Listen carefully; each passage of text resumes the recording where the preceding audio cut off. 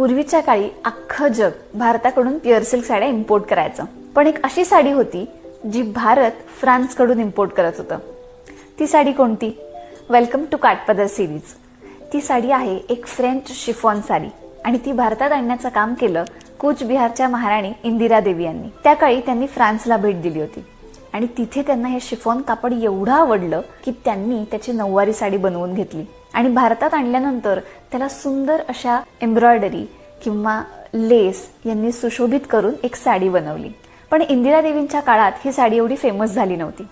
ती फेमस झाली त्यांची मुलगी म्हणजेच जयपूरच्या महाराणी गायत्री देवी यांच्या काळात. लग्नानंतर जेव्हा गायत्री देवी राजकीय आणि सामाजिक कार्यक्रमांमध्ये सहभागी व्हायला लागल्या तेव्हा त्यांनी शिफॉन साड्याच नेसल्या होत्या आणि या साड्या फक्त नेसल्या नव्हत्या तर त्याच्यासोबत एक मॉडर्न डिझाईन असलेलं ब्लाऊज, सुंदर अशा पर्ल किंवा जेम्सची ज्वेलरी आणि टिकली असा एक मिनिमल लुक त्यांनी बनवला जो त्यांचा सिग्नेचर लुक म्हणून ओळखला जाऊ लागला.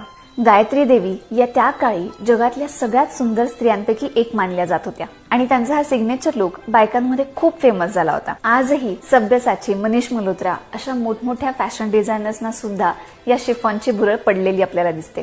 तुमच्या आजूबाजूला अशी कोणाकडे शिफॉन साडी असेल तर त्याची स्टोरी माझ्यासोबत नक्की शेअर करा आणि फॉलो करत रहा काठपदर सिरीज.